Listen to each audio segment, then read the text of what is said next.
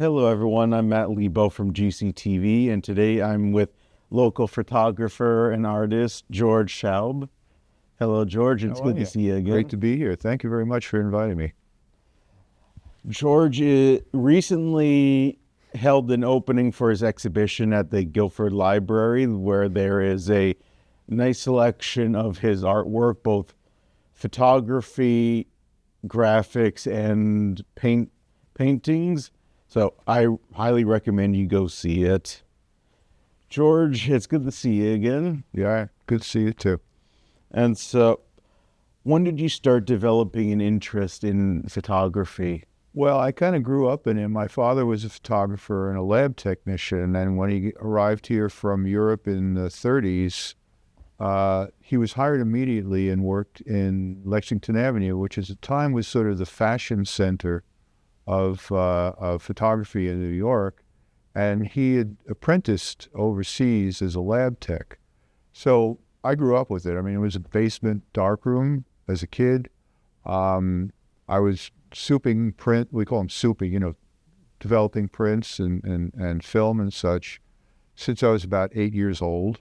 And I remember very specifically the first time I went in the darkroom, my father said, "Come, I'll show you what we do here." And he takes a piece of paper and he puts it under this machine, the enlarger, and bang, quick exposure. And he takes it over to this tray, which is basically looks like water. And he puts it in, and all of a sudden the darn picture comes floating up out of nowhere. And I was hooked. And so I had always had cameras around and such. I didn't make a big deal of it because it was his trade. And for quite a few years, it was my trade. So it was a trade thing. It was like, it's what we did. And then later on, I kind of went away from it for a while when I went to college. There were other things to do. And then after college, I worked as sort of running the lab or running the shop that he had. And after that, I started writing. And I was combining the photography with writing and doing something called stock photography, which was you would travel somewhere, and I had call sheets from different magazines. They'd say, well, we're doing a story on the inns of the Catskills, right? And I'd go out and shoot these pictures and got involved there. But I also knew the technical part of it. And so when I began writing, I was freelancing, and I was freelancing for a number of photographic magazines. The photography was more for this other part of what I was doing. And then because I knew the technical part, I eventually got hired at Popular Photography magazine. I worked there for 5 years. Then after that, I worked as an editor of some trade magazines, which were technical magazines, really. And then I worked as an editor of other photo magazines like Shutterbug and stuff like this. So I've been kind of around it all my life, and to me, it's just what I do. I don't make a big deal of it. It's just, that's how I made my living. That's how I got through the world, in a sense. Yeah. Right. And while in the darkroom, what skills did you pick up besides the standard developing process? Well, the understanding of tonality and because I really concentrated on black and white at first. So my thing was to learn not the zone system, the Ansel Adams zone system, which I thought was a little fussy, but made a point that there is a light and a dark and a lot of shades in between. So when you're doing black and white work, you're dealing with contrast, you're dealing with tonality. And how do you translate that, first of all, and how you expose the picture in the camera, but then later how you bring that sense of life to a two-dimensional sheet of paper. And so that's really what I worked with, was honing skill in that particular area. But at the same time, I was very much exploring the different ways to change a picture. And that had to do with toning and with making sure the prints were, quote, archival, You had to really wash them and use a hypo-clearing agent to get the chemicals out of the print, because that's what kills most things. If you did a photo, set your film off, they didn't do this stuff. But if you did it yourself or you did it for other people, which I was doing, you paid close attention to that, because if you wanted to keep the best archival standards you could in your printmaking. Yeah. You kind of touched on it, but when did you start moving out of the dark room exclusively and start dabbling in actual photography itself? It was coordinated. I mean, I would, because I was kind of a hustler, I did public relations work. I even did weddings, which were great schools, insane situations, but great schools of being able to photograph people. And what you learn about people and how you look and how at what moment is a good moment. I mean, people kind of deride wedding photography, but I thought it was a great way to learn how to do things, because you had to think on your feet. You dealt with all kinds of personalities. And, I won't get into the stories, but there was a lot of fun in that. And so I always felt that I didn't think it was anything special in a weird way. I just thought that's what I do. That's how I make a living. Yeah. So. And can you talk about your time at Popular Photography as well as the PTN photo group? Well, that all came about because I always wrote when I was a kid. I wrote little silly stories and stuff. And I was really interested in the magazine business, and magazines were so much. Today we don't have any magazines. I go into stationery stores or whatever now, and it's people and gossip sheets and everything else. But it was such a rich environment at the magazine, and it was people were doing 12 issues a year. The magazines I worked on were up to 200 pages, and they were monthlies. So there was a whole skill involved in how do you then present something, how do you write about it in a way that would be engaging, hopefully. And at the same time, the pressure of the deadline, which was fun. It was really fun. And I got hired when I was like about 28 at Pop, 28 years old. And the people who were there were pros. I mean, they were magazine pros. And I really, from afar, admired them. And I never thought I was doing trade magazine writing for a while. They go to select subscription things. But when I got there, I saw the world of photography came into the offices of this magazine. I met Salgado, I met Gary Winogrand, I met Gene Smith. I mean, these amazing people would come in. And I was just like, wow, and it was a whole world that opened up to me. And I don't want to, separate it and say it was fine art, but it was a lot of people that I met were doing amazing fine art photography. And there was fashion, there was reportage, there was travel, there were all these things. And then there were tests of cameras that I eventually started taking over in the magazine. And that's where I really learned about the technique of what was happening in photography. And I was there when the transition occurred between digital and film. And you could see in the beginning that digital was really horrible. I mean, it was just like the cameras were interesting, but they were putting out like 8 megabyte files, which were like really insufficient for any kind of quality. But you could see the future of that happening as it was going on. And eventually, at one point, I closed my darkroom work. First of all, it's a chemical environment, not the healthiest in the world. And I had been working in the darkroom for a good 8 to 10 years, and I said, that's it. No more darkroom work. And I started taking up digital, and about that time, the transition was occurring. So I learned everything I could about that aspect, which of course, was very different from the darkroom work. But still, what was the name of the program? Photoshop. It was a Photoshop. And you could sit there in front of the screen, and you'd see the changes happen immediately. You had like contrast curves that you looked at, and you could, tighten up the 256. In other words, the 256 shades of gray as you're working in digital, where in photography you had like maybe 6 stops. And by the time you got it on paper, you had about 5 stops. And when I say stops, I mean the ability to capture subtlety of light, the ability to capture changes that you made the print sing, if you will. And so that's really something that I was amazed about. And as I said, I better learn this, and I better learn it well, because for my trade, the magazine trade, that's what was happening. And then sort of another question about how did the advent of digital photography and computers change your work? You went over that perfectly. So, how did you develop your specific photography style, like taking the photos, and then the developing, and then eventually post-production in digital?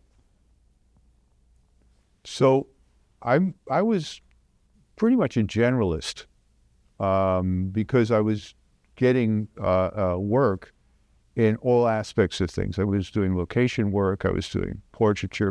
My first summer job, I worked for a place called the International House in New York as a photographer. And so I would go and photograph their affairs, and it was a fundraising operation. I would do their yearbook shots. I mean, I would do all this stuff. And so that became, I was like jack of all trades in terms of that. I never did film, which I was always I love movies and black and white movies, but I never did film. But I was very much into the still, into the moment of the still. Pardon me. When do you take the picture? What do you look for? How do you relate to people as you photograph people? That's what really interested me a lot as well. Because, for example, doing PR and doing wedding work, you wait for a moment. You don't photograph someone at a wedding when they're having dinner. You just didn't want to photograph people eating. So and then you had to learn how to set people up really quickly. But when I got into it, in terms of the style and things, I found it was more like fly on the wall stuff that I like more. That I was there, that if you look at some of the work, you'll see I'm looking for something in terms of the rhythm of the people, in terms of the formation of groups, which is the old triangle, right? And then you look for expression. And you're doing this in candid photography, like street photography. You're doing it. If I wanted to take your picture, I'd look at you, and I'm walking around with a camera, and you don't know me. And you look at me and you go, what are you doing? But for some people, I would basically point at the camera, go like this to them, and they go, okay. I never photographed people who were like uptight, or people who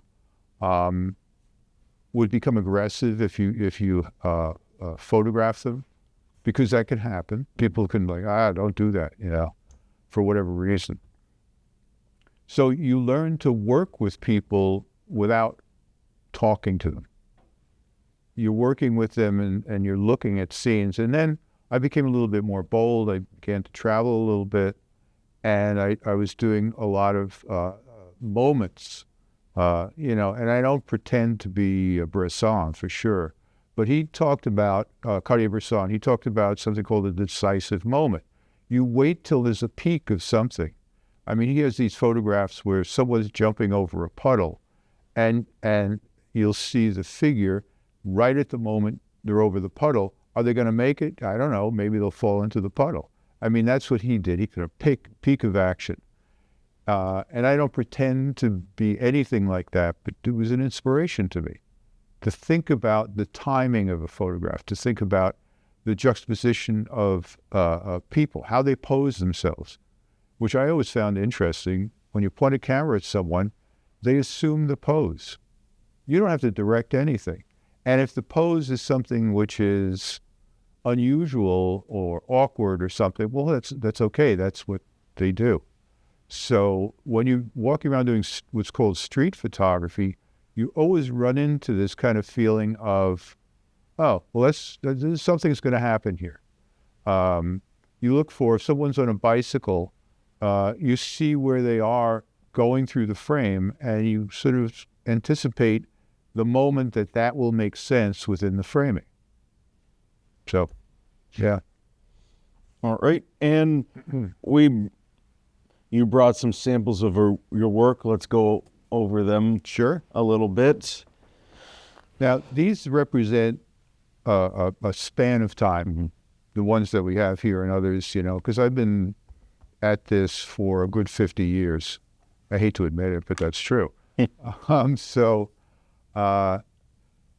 I go through these different phases of things. The first phase is to get the picture and then to see what you can do with it as you go. So if you'd like to discuss individual ones, we can do that. All right. Let's start with this one with a mixture of copper coloring. Well, can you explain Sure. this photo? Yes. Well, I don't know if I can explain Or it. artwork? Yeah. Well, Well, the process behind it. Yeah. I call it, I'm always, one of the things that I really love to do is to find patterns in nature. And I get into this because I'm looking for form and shape and a certain balance in the composition. This particular shot was made in the Red Rock Canyon outside of Las Vegas.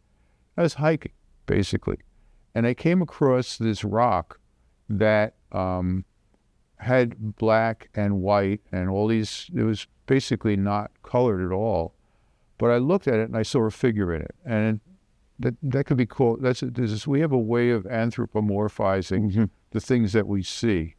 So I saw this figure and I said, oh, that's really interesting. So I photographed it. And then when I got it back into the computer, I looked at it and I said, well, I think this figure is important in terms of what it's doing. And the title of this is Shattered. And it's really a picture of an individual that's sort of exploding. And the figure to me is like a guy in a business suit, oddly enough. I can definitely see it in the photo and what you mean by it. Yeah. And so when I got this up, I said, okay, how can I express this even more as an abstract? And so this is an abstraction of a straight picture. And then I figured out the background color and the foreground color, and I dropped in certain parts. It's very chiaroscuro. It's very, high contrast. So I dropped in these different colors, and then I came across this sort of orangish metallic look. And then I printed this on a metallic semi-matte paper, and it kicked it up even more. The contrast kicked up even more. And I thought that really worked because it shows it's almost like an explosion of that individual in that place. And this was when I was doing convention work out in Las Vegas, and there were all these guys and gals walking around in suits and stuff, and it was a madhouse.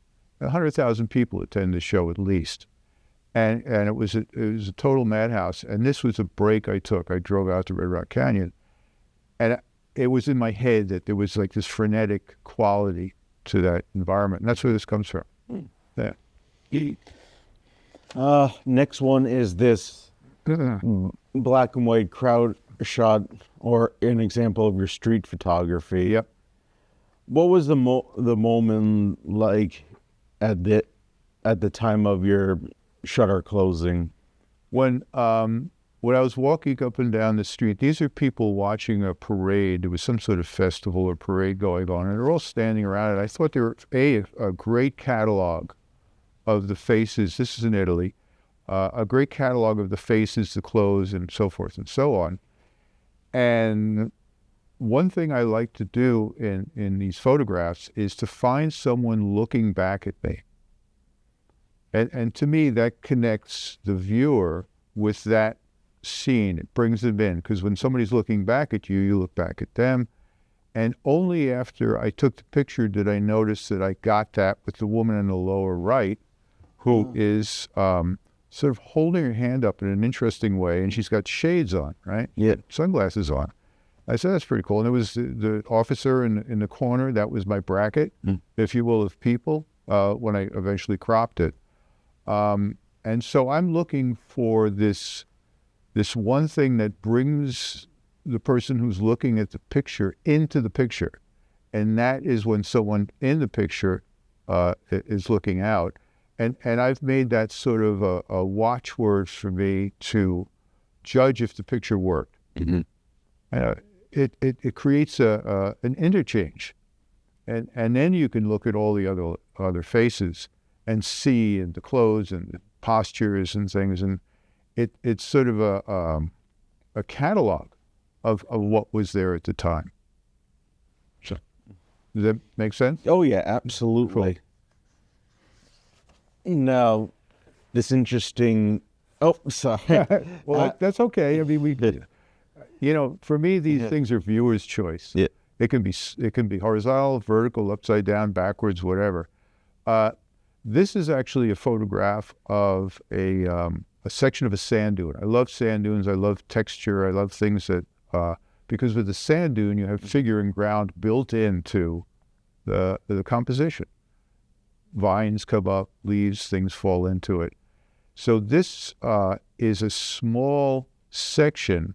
It's probably about this big in the dune, and then I, blow it up.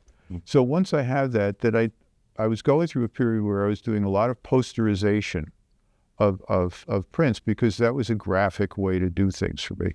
Posterization is when you split the value, and it's basically black and white. And you can control that in Photoshop. There's a filter called posterization, and there are sliders, and you can sit there all day and try to figure out what works best for you. So this one here, I just really love the energy of it, the upthrust of it, and then there were areas where I decided, and I was working a lot in blue tone then, so I drop in blue, which was a very vibrant blue, or I drop in a light blue for the background, the field, the figure and ground thing. And then the white serves as kind of a break in that. Yeah. No, it's just fun. It's fun to play. Oh, yeah. It's a play thing. Yeah. All right. I see this is a rock face? Yeah, this is in Pemaquid Point up in Maine, which has fantastic rocks. I mean, I really, like you saw with the piece of the shattered piece, I love the pattern of rocks, and I'm fascinated by the tonal values of rocks. This one was, to me, almost like a crucifix. And I mean, you can read into it whatever you want. It's really just a tonal play, and I don't try to define any of these things. I don't call this crucifix. It's like, I really see it more as a pattern, and you take from it what you will. But for me, it was important, and a lot of the pictures maybe you've seen in the exhibit, I'm really into very deep black and a white that is not burned out. And burned out means you're losing the white there's no tone in the white, but I like to keep the tone in the white right on the edge of between burnout and tonality. And so this to me is also basically a study of the tonal values. This is, if you look at it as that, you can think of this as a 1 to maybe 1 to an 8, not a 1 to a 10. And it depends on the paper you put it on. If you put it on a matte paper, it's softer. And if you put it on a glossy paper, it's more contrasty. So I'm just playing with the tonality here, and it's just something that I enjoy, looking at prints that I make or other people make that have this kind of richness. Yeah. And another kind of people play street photography, a very angry-looking conductor on a tray. I don't know why he was looking at me that way. I guess it was one of those people that didn't want their picture taken, but he stuck his head out the window, and I said, "My friend, you've given me the picture. Thank you very much." And this was in Cologne, Germany, and he was ticked off. I don't know why, but I took the picture anyway because I didn't think he'd run out of the train or anything. I mean, I'm not confrontational that way. I don't look for that. But yeah, I mean, it's typical of what I like to do with this, which is the person in the frame in the candid street photography I do. I'd like to have that person looking back at me, but not like, hello, like with the head tilted to the side and the contrapposto and all that stuff. And so I like, again, that connection, whether they're upset or hello or happy or whatever. But that's what this was about. And I just love structure around him. The environment that he is living in and working in is these girders and these tracks and this train that makes a lot of noise and everything. And if you look at it, he's got like a bow. It feels to me like he's almost got a bow tie on, which I thought was incongruous, but interesting. Yeah. But I love these. I love this kind of shot. Yeah. And last example we have, and I personally love anything landscape or nature myself. So there was this watercolor. No, it starts as a black and white print. And I do it on a particular paper that will allow me to work with pastels. It's a semi-matte, and it allows me to work with pastels and stroke and different kinds of things. And this one in particular and others become it's an obsessive work, because I'm working with, these are pigmented pastels. In other words, they're not on a stick. They are just the color itself. They're like little flakes of pastel. And so it's a stylus, and you can fit very small sponges on the end of the stylus, and you can come in and I'm literally bending over the print about, here's the table, here's me, and I'm stroking individual strokes, and because it starts as a monochrome, I'm able to then put any color I want, and it also allows me to create the foreground, background, illumination, if you will, light the set, with brightness of color. And so you can see in the short parts of it, like the ferns and things and the trees in the back, it's literally ticking at it like this, And then at one point you back off and you go, well, I did, okay, that's how that'll work, So I really enjoy doing this. It's put on a little nice music, and raining outside. Connecticut, it rains. And it's just a really exciting thing, because it happens as it happens. It's no forethought. I mean, there's some, but the color selection, but there's no forethought in the rhythm and the stroke. And that's what I really like about working with it. Yeah. All right, and to talk a bit about the exhibition, how did that come about? Well, I'm I enjoy showing work and talking to people about the work, and when I first moved here, I went into the library and I noticed they had a really nice setup. There was a great meeting room. The people were great to work with, and they kind of give you free rein. And so I began with a series of lectures about film, because they have a film, and they still do, I think, have a film series. And so I went in and talked to the people there, and I said, well, this is me and this is what I do. And how about if I show some films, and I'll talk about the films before and after, and we can all enjoy a film together. So I did like Citizen Kane, I did Year of Living Dangerously, I did a number of film noir things, because, black and white. And so that's how I first got involved with the library, and I really enjoyed doing that. And then I I said, well, I've got all this work, and I've shown work in different places. Show a lot in New Mexico's gallery I have out there. Not I have, but I show in. And I said, well, I see you have these nice exhibits here. Would you be interested? And they said, sure, whatever you want to do.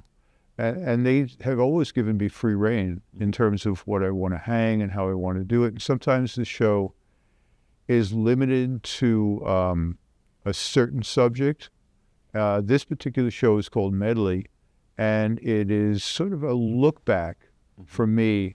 That's a sign of age, I think. But it's kind of a look back of different phases that I've worked through. And I have things that up in the show that are a good 40 years old. Darkroom work, toning work, sort of specific to that period. Some special effects work with something that I was always exploring these kind of special effects up until prints that I made in the last 6 months. And again, they are very supportive and very nice about how that works. And, I do a little PR in different, events, magazine, the Guilford events and things like that. And they're very nice to notice, let me put notice of the show. So working in that way, I think it's really important to get your work out in front of people.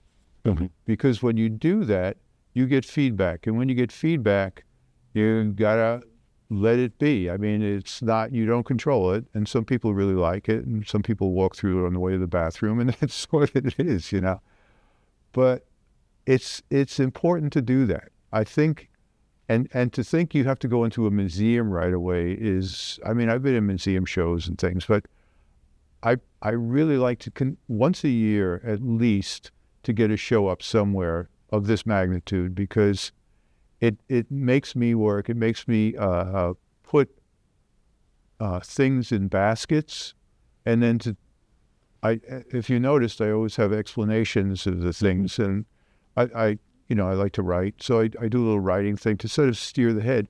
And I like the fact that people of all ages go through the show, and the kids look at it, and the other people, and my contemporaries, etc. So I think it's important for an artist to try that, and it doesn't matter where you do it. You could do it in a restaurant, in a bar, whatever it is. Get the work out there. I think that's really important, because you need that feedback to incentivize you to work, but also to sort of say, well, maybe you could have done this a little differently. So. What was the selection process like to choose what you were going to show? Well, it depends upon what comes into my head as I'm thinking about it. And this show called Medley, which is a sampling of some of the work here. There's street work, there's sort of painting work, there's black and white work, there's old work. So this was sort of a compilation. There's also some prints there of shells from Grass Island, which I really wanted to put up. And these are shells I collected and photographed at the studio, and then did some, retouching and work on them. So it's a selection of work. And it's kind of like a sampler, if you will. And it also made me bring out some old boxes and look at things. You've got it. A show is not just the show. It's a process that you go through in your creativity. And that's why I think it's important for people to show their work as much as possible. And, it's great that we have a facility like that, which is open to that. And I think it's fantastic that they do that. And I've learned that almost all the libraries down here, or up here, whatever you want to call it, allow that. They have 30-day shows, and they look for work, and I encourage people to do that. Yeah. Great. And lastly, for people looking to get into photography, either professionally or as a hobby, do you have any advice? Well, it depends if you need to make a living from it or not. If you don't need to make a living from it, just enjoy it and use the camera as a way of seeing the world. It's like people who are musicians hear the world, right? There's sounds they hear, and they draw from that.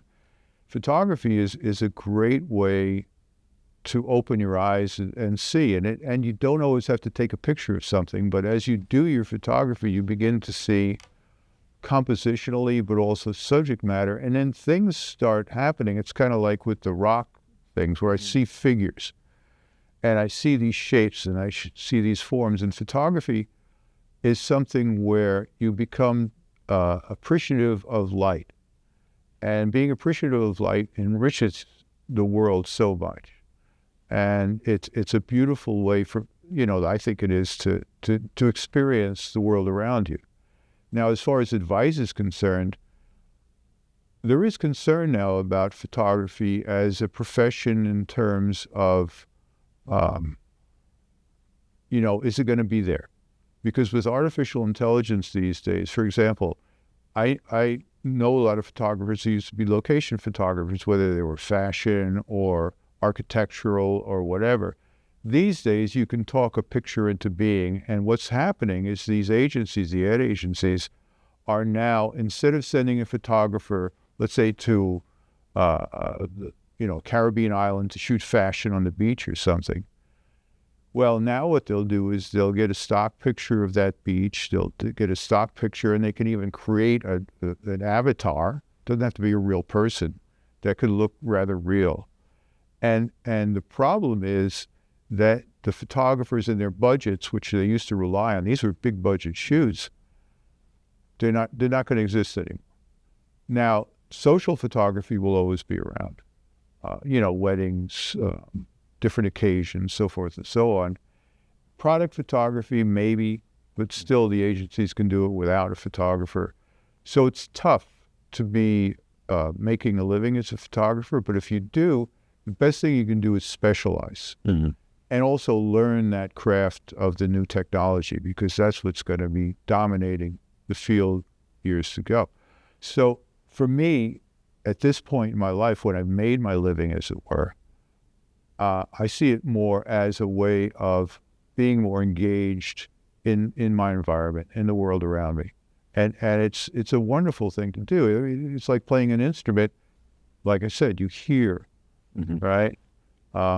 So all of these things are important to experiencing life, but as far as making a living from it, don't bet your farm on doing that.